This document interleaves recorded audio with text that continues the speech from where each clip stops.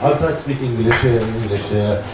We start at the traditional beginning always to welcome Professor Ian Lوستيك. I don't want to introduce him because most of you, or all of you, know who is Lوستيك. He's known in engaging in different issues, and in particular in trying to revise the past track that have been adopted by the Palestinians based on the framework of the peace settlement according to a two-state solution. He's presenting a new vision for another framework that should be adopted by both, maybe the Palestinians and the Israelis, and even to be supported by the international community. He will talk about that. I would like to just speak that مسارات is holding this roundtable discussion in, within its policy of it, holding other discussions regarding to the issues of the future of the peace process and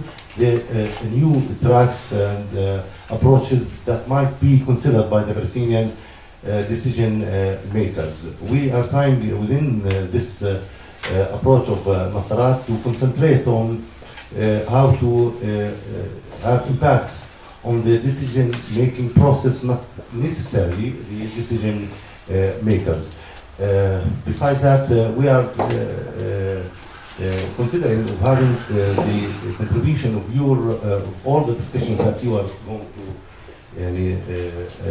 be engaged in this round table in our preparation for our third annual conference that will be held on the 4th and the 5th of the coming April, and it will have also a debate about the Palestinian national project and the strategic national goals of the Palestinians, beside the strategies needed for an active Palestinian resistance.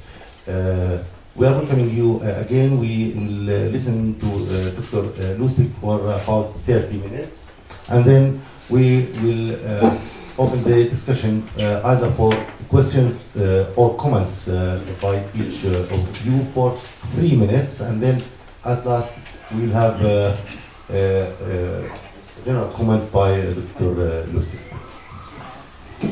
Thank you very much. It's my real pleasure to be here. I have been in Ramallah and Bira many times over the last 40 years. Things have changed in many ways, and in some ways, as we all know, things haven't changed very much. I will disappoint those of you who think that I have a new vision for a solution and a way to get there. Those of you who read my article in the New York Times know that my thinking has changed as the situation has changed, and I believe we're in a particularly painful and confusing period. I think that from my discussions with folks here at مسارات, I can see that that's pretty well understood, and very important kinds of strategic thinking is being done here. My hope today is that I'll be able to contribute to that kind of thinking with some new ideas, some new ways of looking at the problem. I am a political scientist, as I am a social scientist, and scientists of any kind have to use certain assumptions when they do their work. And those assumptions are called paradigms. And in science, it's very difficult when a paradigm, a whole set of assumptions, is threatened because it doesn't work anymore. It doesn't work for the scientists who are asking questions.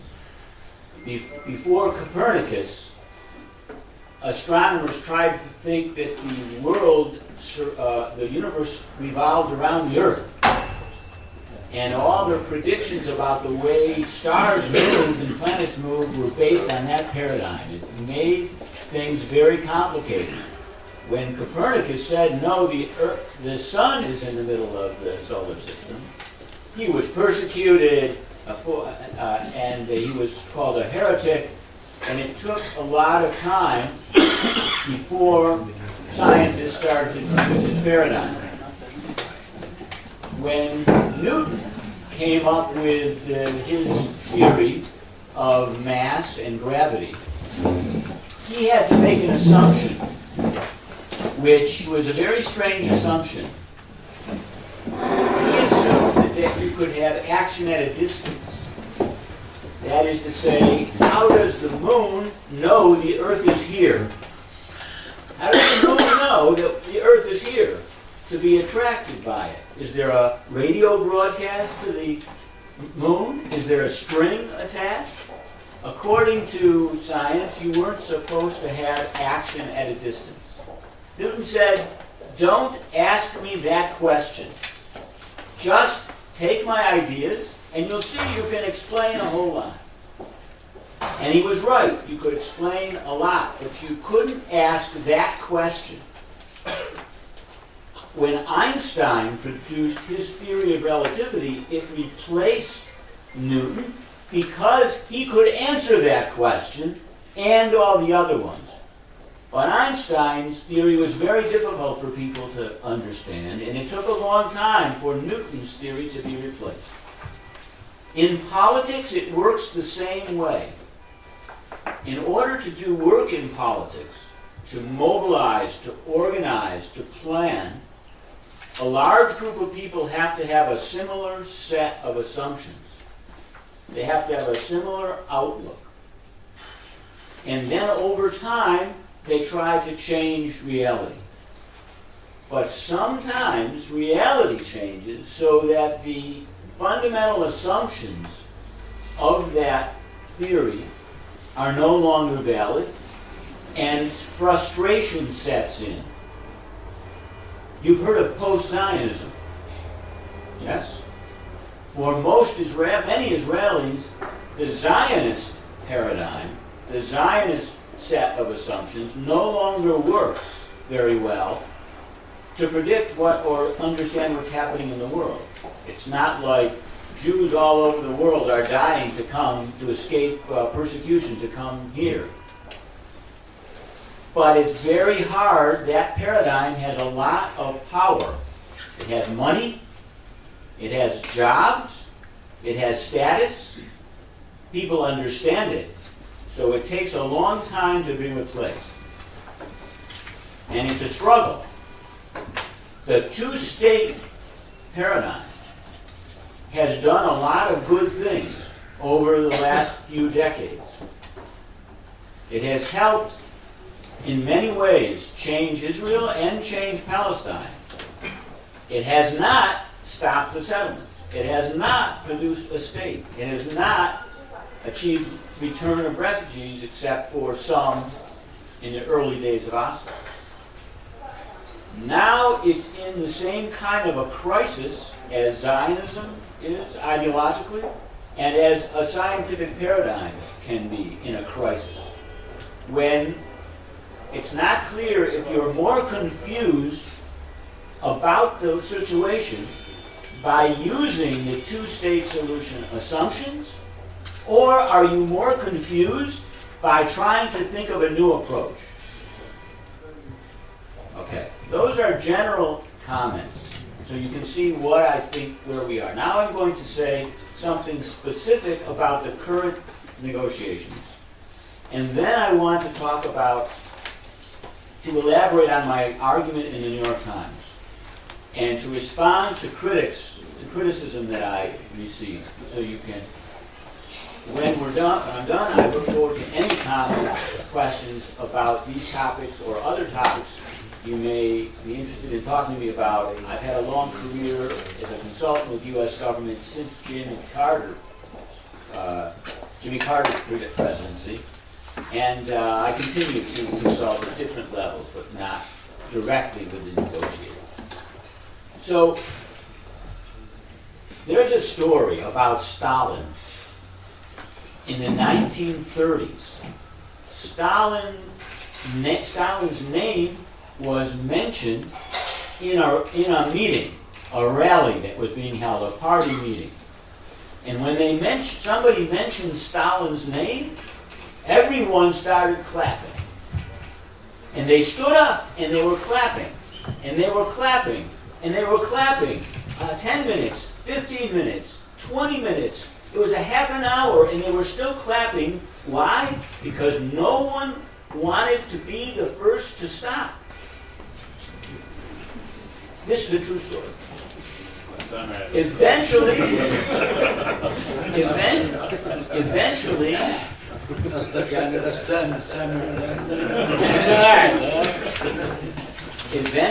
one of the people on the stage stopped, sat down. Everybody immediately stopped and sat down. That person was shot a week later.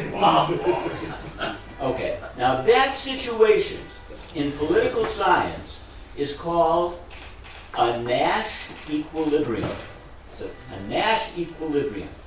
What is that? How many of you remember the movie A Beautiful Mind with Russell Crowe about the man who won the Nobel Prize?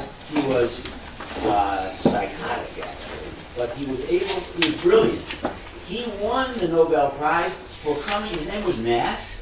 He came up with this idea, the Nash equilibrium. I'm going to explain it to you because we're in it. A Nash equilibrium is when there's a group of people and each person doesn't really want something much different than they're doing. But they can't change what they're doing alone. If they tried to change what they're doing alone, they would be in terrible shape. And they don't trust anybody else, so everybody is stuck. I say that the negotiating process, not just this one, but the Palestine Papers one, or the one before that, the one before that, going all the way back to the one I was involved in, the Linowitz negotiations, okay? That they're all in a Nash equilibrium. What does that mean? Well, let's take the four groups that are involved, primarily. One is the Israeli government, especially a right-wing government.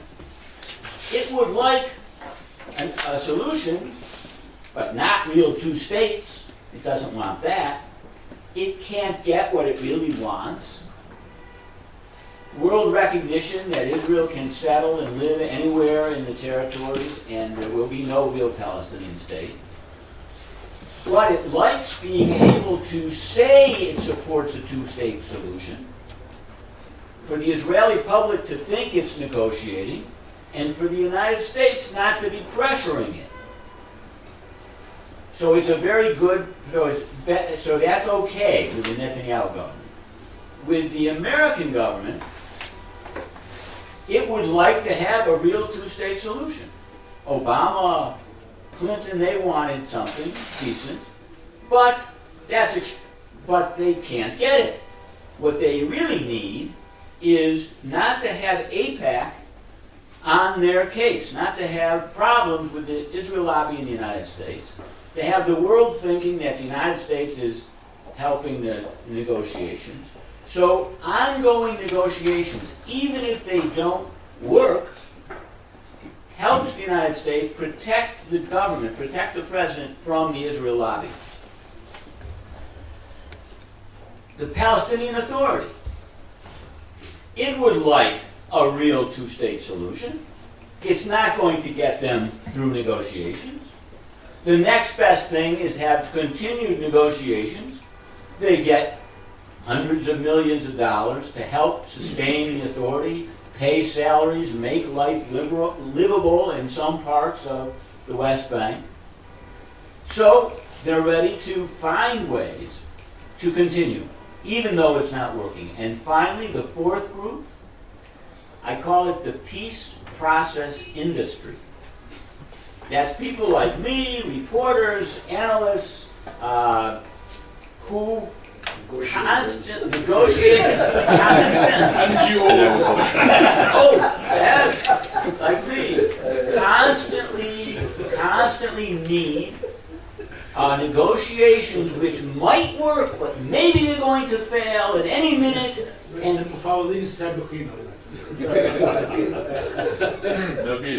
so that people are reading their articles and they're interviewing them and they're paying their salaries. And because they are scared that there won't be a peace, or they're scared that there will be. Either way, so you have these four groups, and they all benefit from ongoing negotiations with no real prospect of success. Not that they wouldn't prefer something else, but given that they're not going to get it, it's in their interest to see this as a useful thing to do. So that's what I mean. That's why my prediction, for what it's worth, is that we will, and I predicted this a long time ago, that what will happen is we'll come to the end of April, no agreement, there'll be a new framework. Even though it looks like maybe there's going to be a problem, there won't be a framework, there'll be a new framework. It might take a couple months afterward. There won't be complete agreement. You'll have more negotiations. Okay. So that's the second part of what I wanted to tell you. Not very happy. The third part I want to tell you has to do with detail of what I do think, why I think we have to turn our attention toward new thinking about this situation. Thinking which turns on two concepts. Not how many states will be here or what kind of state, but self-determination for two peoples. That's not non-unilateral. Not unilateral self-determination. In this land, no people can have unilateral self-determination. So that means equality and self-determination. Talk about that, not about the number of states. Political arrangements, that's to be explained, to be discovered. The basis is not then two states, you start low. Okay. When I was in high school, I'm Jewish, and I was very active in Orthodox Jewish, observant Jewish youth groups. And we used to sing, you sing the Hasidic songs all the time. I know hundreds of these songs. But my favorite song, you couldn't dance or sing to it. It was called Ani Ma'amin. And all Israelis, almost all Jews know it. And it says, it's a beautiful song, which I won't sing, but it says, I believe, Ani Ma'amin, with a full faith in the coming of the Messiah. And even though he is late in coming, I still trust in him. And I will wait for all of my days for the Messiah. And there are reports that Jews sung this in the concentration camps in Europe.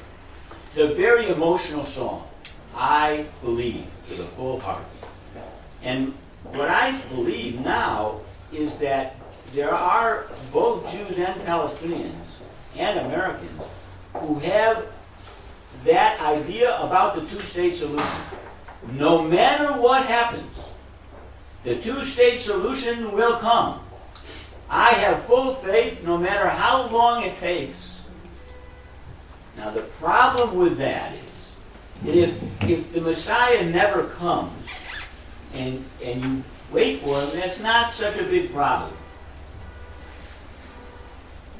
But if you say the two-state solution is going to come and it never will come, that is a big problem because you are allowing the Israelis to use their power on the ground to make the situation worse and worse. God, Allah, will never say the Messiah is not coming. He's not going to say that. But he's also not going to say, listen to me, there will be no two-state solution. God will not make that announcement. Therefore, we have to figure out when it's time to think that it's not worth pursuing. It's not so much whether it's impossible as whether it's so implausible, so unlikely, that other things that are happening that are negative are overwhelming that small chance. In my article in the New York Times, I never said that two states are impossible. Only that the current use of negotiations to lead directly to two states cannot work, is not worth investing. is a trap. That's different from saying that two states will never exist. I give you the example of the United Kingdom. I wrote 2 books on Britain, France, and Israel because of Ireland, Algeria, and the West Bank and Gaza. And one of the interesting things about Britain is that the British occupied Ireland, and they settled it with Protestants. Ireland was Gaelic and Catholic. In 1801, they annexed Ireland, but they did not give citizenship to the Catholics. The Catholics had to fight for 40 years before finally some of the rich Catholics started to have a vote. By the 1880s, all male Irishmen, male Irish could vote, adults. And Ireland became a crucial issue in British politics that tore the country apart. It was one state, the United Kingdom of Great Britain and Ireland, from 1801 until 1920, when the separate state of Ireland was created. So there you have a two-state solution now. It's an alone plan, really, because Ulster still has the settlers there. But you have a two-state solution. But the one state was the first stage on the road to the separate state. 3 systems with 2 states. Yes. So when we think about 2 states, it doesn't mean that first you have 2 states, then you have 1 state. Or first you have 2 states and that is it. You could have 1 state and then 2 states.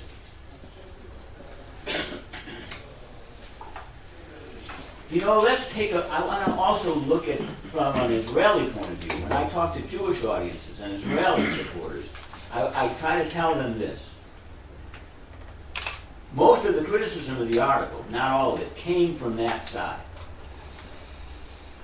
And I say, it was very unlikely that Israel would have ever been created. It's an amazing story.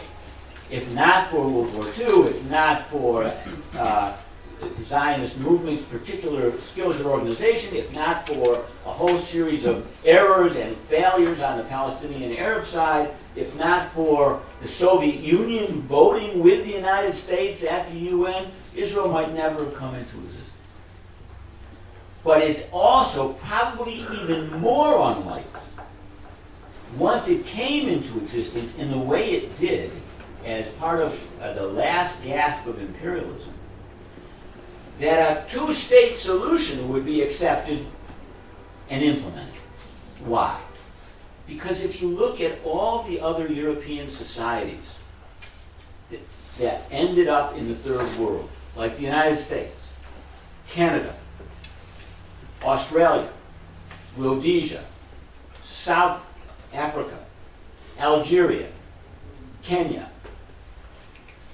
all of them, the Crusader states, all of them, they're not, some of them are around. The United States and Canada, Australia, New Zealand, they're doing fine. Why? Because the people who lived here, the Aboriginal population, was destroyed or made irrelevant demographically. Only some of those states did not do that. South Africa, Rhodesia, the Crusaders, and Israel. And of all those, and Algeria, the only one left is Israel. It's extremely difficult to survive if you haven't 300 years ago destroyed the population. The one chance, I believe, the best chance Israel had to maintain its integration was that the Palestinians were ready to accept it and to almost make it kosher for the rest of the Muslim world. And Israel did not take that opportunity. Many Israelis wanted to take it, but its political system did not do it. for reasons we can go into. That means that we can't imagine that somehow the two-state solution is the obvious place to which history is going. The obvious place to which history is going is that there would not be an Israel. And certainly there would not be a Zionist project of Israel the way it is if you compare it to the other examples that are most parallel. Now the problem is that it's a very powerful society. It has a lot of cultural and social coherence, very strong military, economic ties to the rest of the world, so that an armed struggle or any is going to be exhausting and so destructive that it's not clear that the Palestinians themselves would survive such a struggle. So where does that leave us? I think one thing it leaves us is to re-examine our assumptions about what both Israelis and Palestinians, the assumptions that are associated with the two-state solution, in order to try to broaden our thinking and to confront reality directly instead of thinking through with concepts that may be outmoded. What are the assumptions I think Israelis have to reevaluate? One is statist Zionism, is Zionism etatist, that form of Zionism, the only framework for satisfying Jewish national and cultural ambitions? Because Zionism, if you think of Martin Buber, Hannah Arendt, Yehuda Magnus, even Yitzhak Tabenkin, by nationalism, Hashemar Zair, there are many, many versions of Zionism.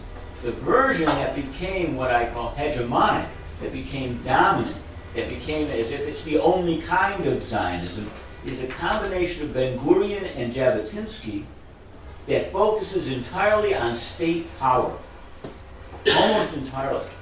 So one assumption that Israelis, Jews can reevaluate is that the only kind of Zionism that could satisfy what they need?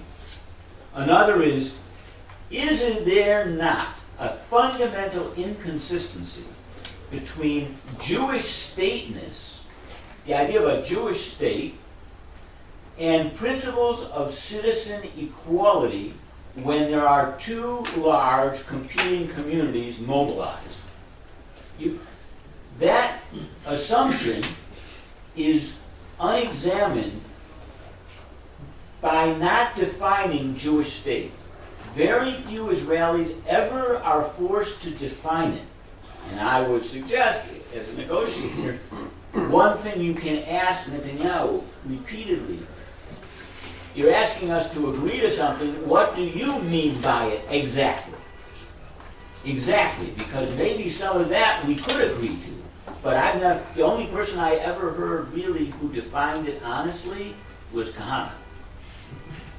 I mean, I have a definition of it, it's not exactly Kahana's, but you don't hear people using it. Because what really it means, but Netanyahu wouldn't say it, is it means an apparatus of state power that is at the disposal of the Jewish segment of the population and serves its interests alone. That's what a Jewish state is, but they will not say that. But, okay, another assumption. You know Barak's idea of a villa in the jungle. You've heard that idea of a villa in the jungle.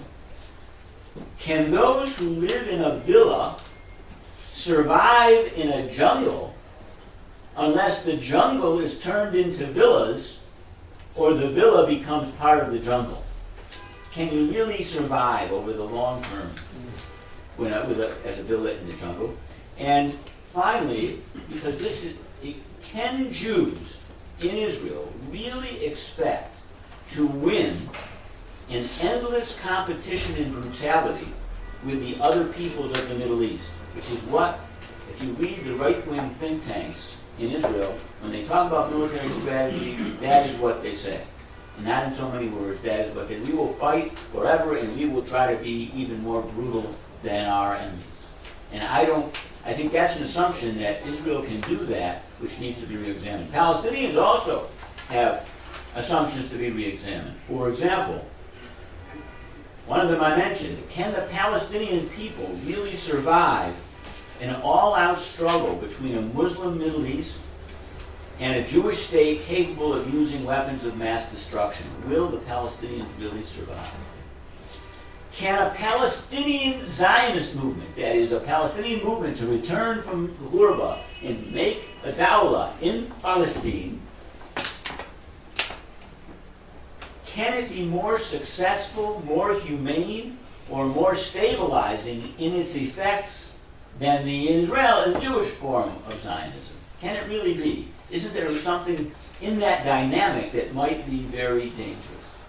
And finally, can the category of Palestinian, can it embrace Jews in a way that the category of Zionist never was able to embrace Palestinians? So, in my New York Times article, I suggested many ideas that seemed strange to people about how ultra-Orthodox Jews in Israel and Muslim traditionalists among the Palestinians could work together, and how Jews from Arab countries might start to think of themselves as having something in common with Arabs because they both are from Arabic culture, or secular Palestinians having common cause with Schenkenites, with post-Zionists, and Israeli businessmen who want to do global business. You know, and people can make fun of these ideas. It doesn't seem to correspond to what they know of. But the whole idea is to say those are strange ideas, but they're less strange than a negotiated two-state solution at this stage. Also, it's possible to rethink your first impression. For example, I'm an Ashkenazi Jew. You know what Ashkenazi means in Hebrew? German. Most of my family was killed in the concentration camps. All of my family that was in Europe was killed. And I'm calling myself a German Jew. So why couldn't Arab Jews in Israel start to call it? It's not logically impossible. We now have in the Knesset Muslim members of parliament cooperating with Haredi, ultra-Orthodox Jews, to have separation of men and women and kosher halal food available. So cooperation is not impossible. But it's not going to be in a parliamentary situation that this cooperation is required. You've heard the phrase, politics makes strange bedfellows. How do you say that in Arabic?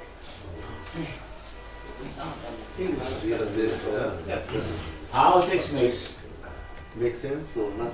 Politics puts enemies together sometimes. Okay? But that only happens when circumstances demand it, when people are forced to cooperate with people they never thought they'd have to cooperate with. That is something I call rough politics. That involves rough politics, not politics that is just voting in committee meetings. It can be intifada, it can be struggle, it can be the fear of armed struggle, it can be the fear of economic boycott. It can be very painful, non-legal forms of mobilization. That's how, eventually, I can imagine left-wing Israeli parties, for example, like Labor or Meretz, looking at Palestinians in East Jerusalem, or even in the West Bank, as potential voters who would ally with them, allowing them to take power against the right in Israel. If the Palestinian Authority, for example, disappears, it is possible that the Palestinians in East Jerusalem will start to vote in municipal elections, and that will change the municipality in Jerusalem. That's, for example, something that could happen. Now, I want to finally, I don't want to go on any longer, but I want to make a distinction that many people did not understand. Many people think that I wrote a piece an editorial favoring the one-state solution. But I do not argue for the one-state solution. I don't argue because what is a solution? A solution is I see a place, I see an arrangement that I like, and I want to get there. I would like to get there, I like it. That's one thing, but you also have to have a way to get there. The route to the place. If you don't have a route to the place, it's not a solution, it's just a picture. I have many pictures of places I'd like this conflict to get to. 2 states, 1 state, 3 states, cantons, a lot of them. It's how you get there that's the part I haven't been able to figure out. But even though I don't have a solution, I have faith in my ability and the ability of others when they're confronted with the realities they feel to be forced to think in new ways. And I can tell you about conversations I had with settlers, some settlers who have formed a peace party, that I was amazed by, because they see a reality that can't be changed and they want it different. There are some new ideas. The final thing I want to say is this. Let's remember that there's a distinction between outcomes and solutions, between results, consequences, and solutions. People say a one state is impossible. I say that is absurd. Right now there is one state. There is one and only one state between the river and the sea, and that is the state of Israel. Notwithstanding some authority that the Palestinian Authority has in some places, the state of Israel can go anywhere it wants, and it shows that it will put its forces anywhere it wants, when it wants, in the entire area between the river and the sea. There is only one state here. The question then is not whether there can be one state, or whether we're going to have 2 states before we have one state. We already have one state. The question is, what kind of state is that going to be, and what can be done to change it? Because, and the problem is that, in my view, my argument is that the 2-state solution merry-go-round, the constant negotiations that go nowhere, prevent us from addressing that question. What are we going to do with this one-state situation? Thank you.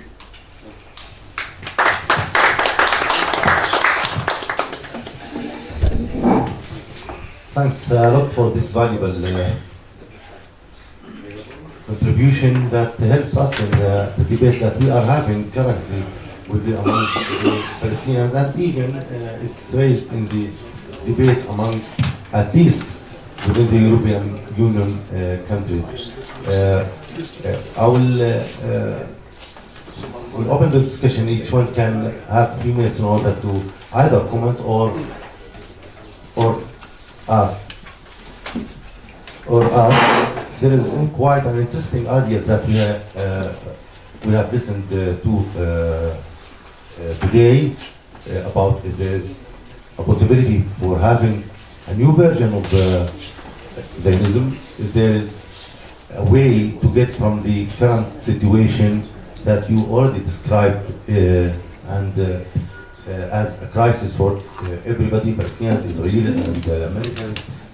But how can the Palestinians move from the current situation to the new approach that you are suggesting? Is the 2-state solution in fact reached a deadlock or not? I think it's good to have academics and politicians here that can argue about that. And at last, what is the preferred or the desired framework for the struggle that the Palestinians can adopt, and other issues related to the settlers, their fate, self-determination for 2 people. Can we, as Alain Papé argues, can we separate between the system that have been created by the Zionist project and those who created this system? Can we do that? What are the impacts of such an argument on the fate of the Jews on this on this land. We'll start with Dr. Nabil because he was the first to raise his finger, and I hope that everyone will try to speak for 2 minutes. And it's for the purpose of letting Professor Ian knows who are talking, is better to recognize ourselves before we talk. Thank you. We'll start with Dr. Nabil, and I will register the names. That's a problem. We have to recognize. I already recognized most of you for him. I'd like to greet Professor Lوستيك. Thank you. I'm an alumni of the University of Pennsylvania. I know that. And you really, your talk is absolutely exciting because it forces us to think using a new framework that I think is extremely brilliant and worthwhile practically.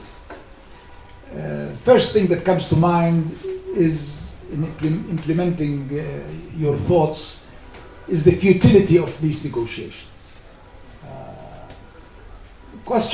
There are many questions that needs to be asked, but I think this is the first very obvious one. It is the futility of thinking that we can get 2 states, let alone whether these 2 states can survive as 2 states, because that's another issue you talked about. But the futility of negotiating a 2-state solution given the present circumstances. I think you strengthened very much my feeling about this futility and about the danger of thinking that it's doable, because it allows Israel to continue to negotiate as a cover, to settle, to steal the land, to take the water, to keep us encircled under its total domination, and to thwart any attempt at considering other options. And I think you were frank enough in stating the objectives of each of the parties that are still thinking about a 2-state solution. Your Nash equilibrium, we are still all clapping. We are still all clapping for a variety of reasons, but all the reasons you mentioned are good enough reasons for why we are all clapping.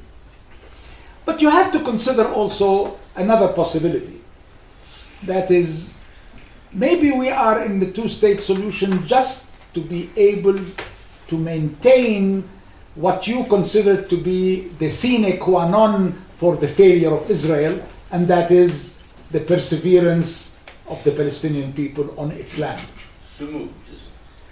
Because really,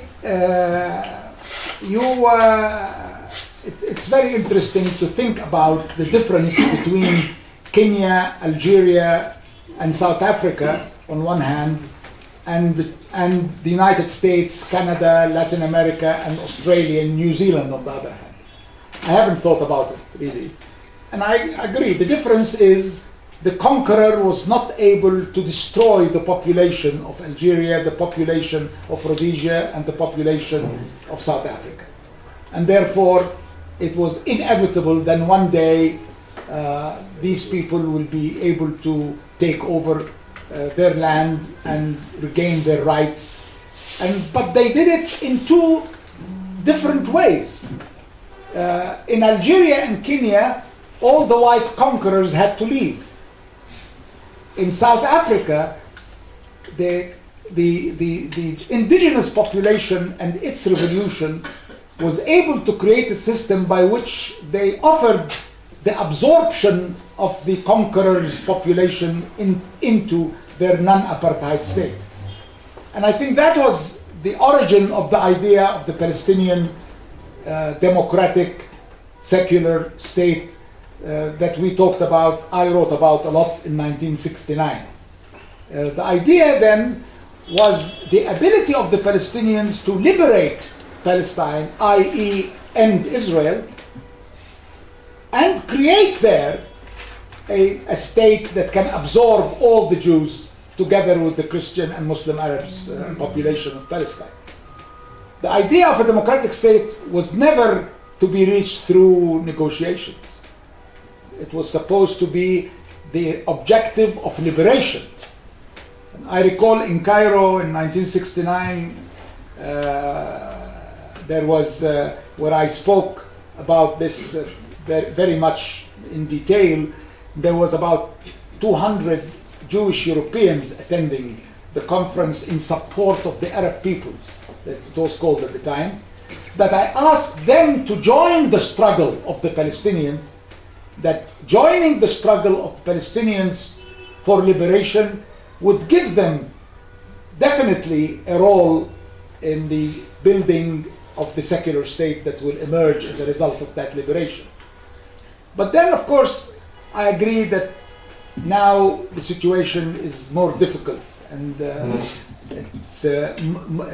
this dream of liberation leading to a secular state that absorbs its Jews, just as Mandela thought in South Africa, is not really very easy to think about in terms that you define, in terms of how do you get there, and not only in the image of where do you want to go.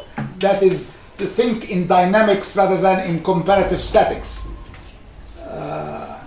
And therefore, I think for all of us who still believe in the one-state solution, who still believe in a democratic state that is capable of absorbing a Jewish component, a non-Zionist Jewish component, we still need to somehow hold on to other models such as the two-state, just to be able to maintain the survival of the Palestinian people on their land and the continued determination of the Palestinian people to stay there until they get a solution. And to me, that's my only explanation why we still hold on the two-state solution. We do not see a way out to preserve the Palestinian people. But I agree with you, it may be self-defeating, because in the process of trying to maintain the Palestinian people, if we lose the land of the Palestinian people and the water of the Palestinian people and the ability and the freedom of the Palestinian people, there may not be enough support for them to stay at home. And I think that is the dilemma that we all have to think about.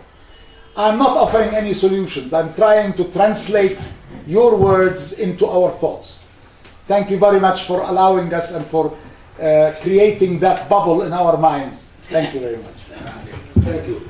I have listed the names of Nadim Suri, Dr. Samir, I think you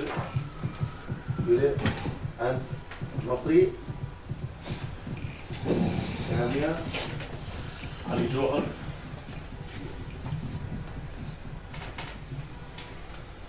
Okay, and don't forget to introduce yourself. My name is Nadim Khoury. I'm professor at Smart here in Palestine. Just to follow with the metaphor of the person clapping. The question is, we've been clapping for 40-something, 50-something years. Who's the first person to stop? And will he get shot? And this is... So maybe I'll repeat it just to continue your metaphor about the person clapping in the Stalinist meeting or the party meeting. So we've been clapping for 40-something years. Who's the first person to stop? And this is sort of a predictive question, just to know who's the first party to quit and to move beyond this paradigm. Would it be the Palestinians? I doubt it would be the Israelis. Would it be the Europeans, the Americans? So I would like to know who, and will they get shot? Would they suffer severe consequences, or would they be welcomed? Thank you. دكتور سمير متأكد إنه رفعت لا والله مش انا مصري. طيب مصري؟ لا مش عفوا مين المصري؟ ابراهيم عاش بده يدقق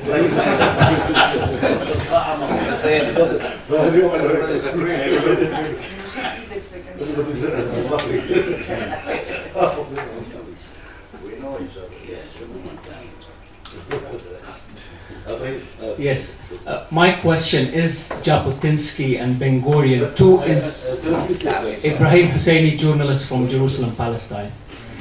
My question is Ben Gurion and Jabotinsky, are they too entrenched in the Israeli society right now that it's hopeless to change their view? And my question for you as a Jew, how do we go about in changing the Jewish view with regard to Palestine and with regard to a binational state? How do we move from a one apartheid state that is right now to a binational state?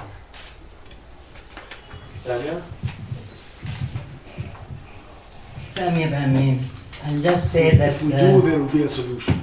No? just say I was born 1 year after the Nakba, and so I am old enough to have witnessed and lived all the different phases of our struggle to gain our national rights, including involved in some matters in the peace process.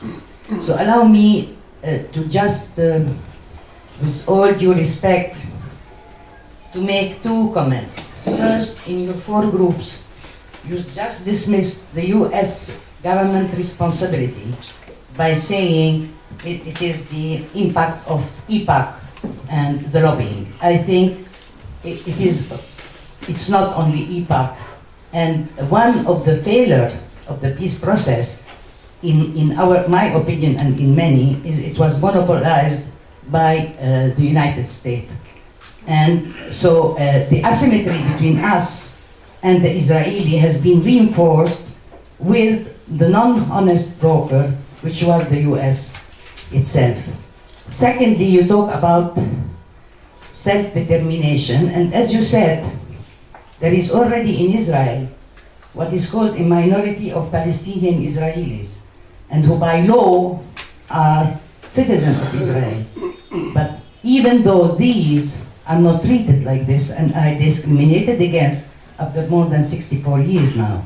So when you say self-determination, do you mean including those Palestinian Israel, or in a view you are talking about self-determination for Jews and Palestinians, and where is the place of the Palestinian Israelis? The third remark, I believe that the only possible, for the time being, solution is that we enjoy our self-determination and we enjoy our state.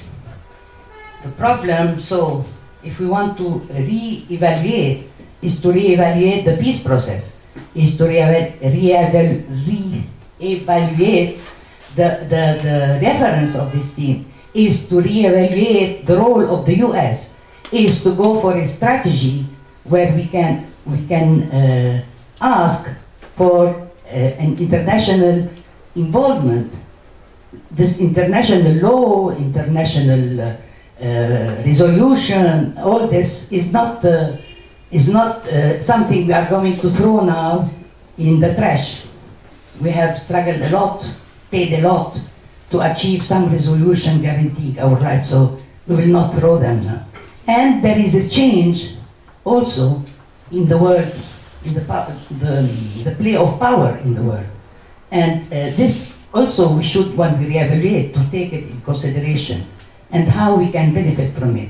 Unfortunately for the Israeli, I think they are the ones who are trapped, because they want the Jewish state, they want to enjoy their right, their security, and they don't see the other part, and they don't understand till now that there is no security, there is no peace, till as well as injustice is done by them also to the Palestinian.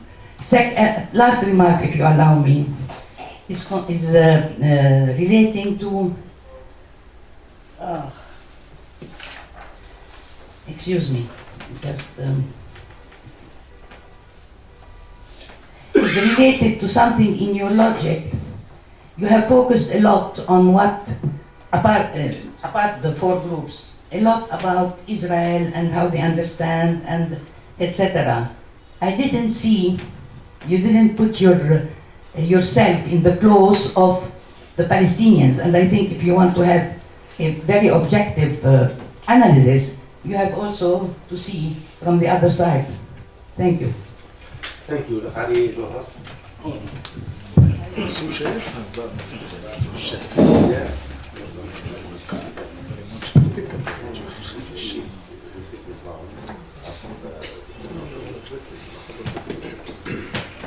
Thank you very much. Thank you, Dr. Lostwick. You spoke about the paradigm that the Arab-Israeli conflict has endured for over 60 years, and you spoke about the 4 different groups, and I believe to some degree you have debunked all of them in terms of, and your analysis was correct as to why each one of them clings to the so-called two-state solution, even though they know very well it's not going to get anywhere. The solution is like the old American saying about the elephant sitting in the middle of the room. It's obvious. And the solution, of course, is a one-state solution. And you raised that at the very end of your presentation without offering a way of getting there. Now, Dr. Sharf spoke earlier, also analyzed and mentioned that this was our goal as Palestinians. In the late 1960s, the PLO took that position to set up a secular democratic state in all of historic Palestine. Unfortunately, the Palestinian leadership deviated from that after the 1973 war and accepted the so-called idea of Jericho first and or Gaza next and so forth. And that has led us into a slippery slope and left us in this mustanqa where we are today. Now the solution, in my opinion, and it may require another 60 years, is to stick to the one-state solution, secular democratic state for all. There are some Jews who believe in that, and certainly we will be more than happy to align ourselves with them. But to continue this course that we are taking right now, that is leading to a catastrophe for the Palestinian people. And the average person, everybody knows this. We know it. Now it may require some sacrifices. It may be a long struggle. But we believe anything that is worthwhile, a noble solution like that is worth the effort.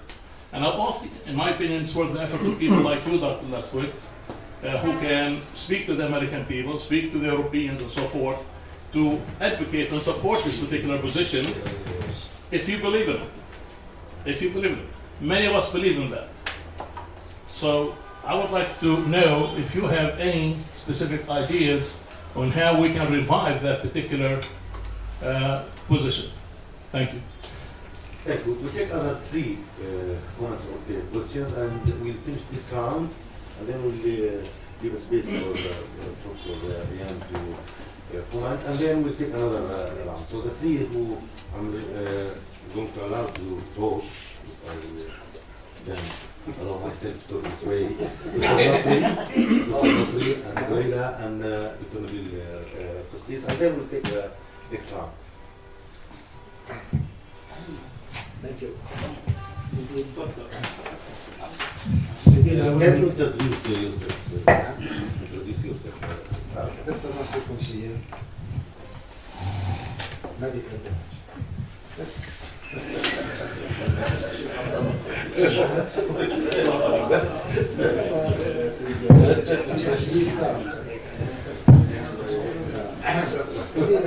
I wouldn't add much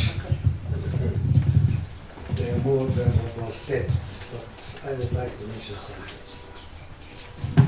You started your speech with a scientific You started your speech with scientific ground, and you mentioned Einstein. I would like to remind you, if you know or not, that Einstein once met Hayim Wazmi Einstein was a bit angry about the establishment of a state. Ein wise man told him that God promised us with the land. Einstein replied, let us keep God aside. Because if we believe as Jews that God has promised us with the land, also God has promised the Palestinians to live in this land. Weizmann didn't agree with him and said that the state and not a homeland is established. I am sure that if Einstein had a possibility or a chance to meet again with Netanyahu, he would say the same. Zionism does not accept and does not want a Palestinian state, even a Palestinian homeland. In supporting your idea about the two-state solution, you mentioned the British and the Ireland question. I want to add that the British people, the British government, did not uproot the Irish people from their land, did not build up huge amounts of settlements in the Irish land, and did not cause thousands and millions of refugees from Ireland, as what happened with the Palestinians.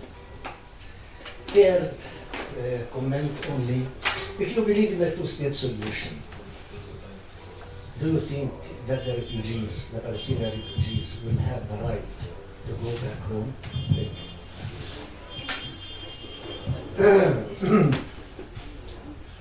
Yeah, I would like to pose two questions and well, maybe a conclusion.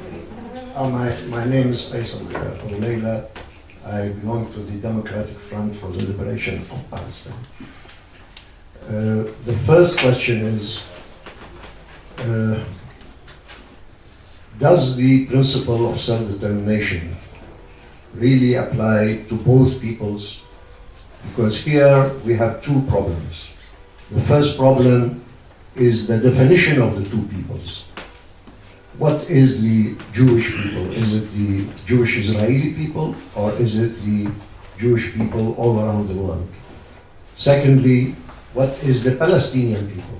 Is it the Palestinians that are now living in historical Palestine, or is it the Palestinians all over the world, including the refugees? Secondly, could there be a problem or an issue of self-determination for a dominant people? Because the issues of self-determination have been always a question of an oppressed people which wants to be liberated and to regain its right to self-determination. This is, for example, was the case in Yugoslavia. There was no problem for the Serbians to have self-determination. It was a problem for the Croats, for the Macedonians, etc., etc. So why does this? Why is our case the exception from this rule? The second question that I have: is it really scientific, actually, to deduce from the futility of the present peace process that the whole principle or paradigm of a two-state solution is also futile? And why is it that the two-state solution can only be achieved through this present peace process and not another kind of equation or negotiating equation? By another route, could there be another route to the two-state solution? And I think that there could be. And therefore, when you say that the present peace process is futile, I agree with you. But that does not mean automatically that the two-state solution is also futile. The third thing is that I agree with you that we are having now a one-state reality. It is not a solution, but it is a one-state reality. Now, when we say that we want to change this one-state reality, we have two ways of changing it. One is to demand and act for the end of the Israeli occupation of the 67 occupied territories, which means a two-state solution.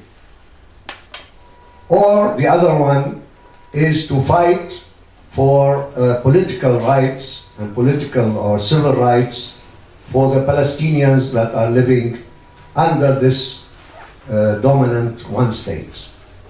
But the second way involves, if we are going to take it into the legal and political aspects, involves that we invite the Israelis, the Israeli state, to annex formally the occupied territories in 1967 and to start giving afterwards the Palestinians in these territories their rights as citizens.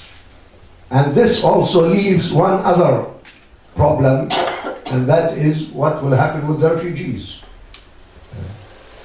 So all the confusion that has been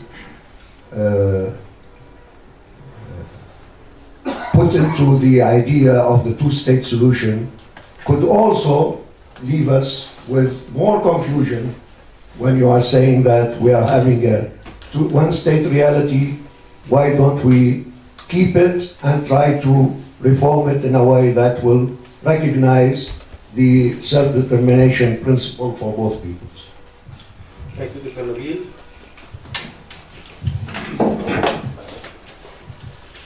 I have a few points. I have a few points to make here. First, with regard to the equilibrium, any one of these four parts can disturb the equilibrium with equal power or equal ability to do such, which is obviously not true. At least if the peace process industry would withdraw from this equilibrium, then the assumption is that it will all fall apart. Which means the power to destroy this equilibrium lies with somebody other than the USA, which to me is not very credible. That said, I do agree that a negotiated two-state solution is not possible. And here I underline negotiating. And I underline even more negotiations between two parties, bilateral negotiations. Bilateral negotiations, I agree, would not lead to a two-state solution. However, I would caution against throwing away the two-state option, now that it has taken so much impetus and support to first engagement by the parties, and second, even though Israel is a reluctant party, and also through United Nations resolutions. I would say that now that this is an agreed way, an agreed outcome, and we are all selfish, we don't want to live 200 years to see an outcome, then we should not divert the efforts from achieving a two-state solution by ways that can lead to that. You said that it's not an impossible outcome, but that it cannot be obtained through negotiations. I agree. But then we should look for other ways to achieve that. Now, but you said that there is one state between the River Jordan and Israel. I disagree with that because what we have here, we don't have, you said currently there is one state. Now what we have here is not one state. Because the occupied territory has not been annexed, and Israel's occupation and the exploitation of the territory and the settlement of the territory is not recognized by the rest of the world. So it is not really a one-state reality. The reality we have here is not one of a state, because a state would behave differently. So my one point about self-determination was already covered by Mr. Abu Layla, so I'm not going to allude to that. But the last point I want to make is that if I were a Zionist, and I am not, I would take exception to the points you made about drawing parallels between Israel and frontier states. for me, as a Palestinian, as